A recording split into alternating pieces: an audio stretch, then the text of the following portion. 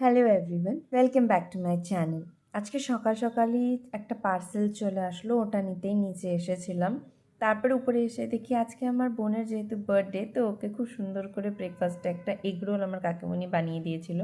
তারপরে আমি ফটাফট এসে ঘর গুছিয়ে নিলাম, আর এদিকে আমার বোন স্নান করে রেডি হয়ে গিয়েছিল লাঞ্চে যাওয়ার জন্য। আমারও যাওয়ার কথা ছিল, যাই হোক কিছু কারণে আমিও যেতে পারিনি।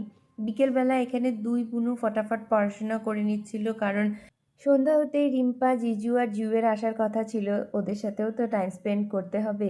তারপরে বুনু পড়াশুনো করে রেডি হয়ে গিয়েছিল, আর এদিকে দেখো জিউও চলে এসেছিল। জিউয়ের সাথে আমরা সব বোনেরা মিলে খুব ভালো একটা টাইম স্পেন্ড করলাম। এদিকে রিয়াও লাঞ্চের থেকে চলে এসেছিল, তারপরে রেডি হয়ে নিচ্ছিল, ওর আবার একটু বেরোনোর ছিল, তো ও রেডি হয়ে বেরিয়ে গেল। আর এখানে দেখো এই শার্টটা আর ও যে কুর্তিটা পরে আছে সেটা আমাদের দুজন জিমমেট গিফট করেছে।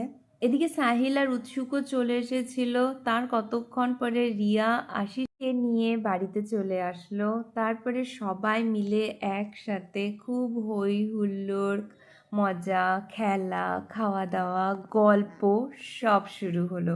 এদিকে মেনু দেখিয়ে দিচ্ছি: স্যালাড, ফ্রাইড রাইস, চিকেন, মাছ বানিয়েছিল মা আর কাকিমণি। তারপরে ঠাকুমা দাদু খেতে বসে পড়েছিল, আর এদিকে আমরা সবাই মিলে আড্ডা দিচ্ছিলাম। আর এই ঘরে দেখো জিউর ওই ঘরে খুব গরম লাগছিল জন্য এই ঘরে এসে বসেছিল ছোট বোনুর সাথে।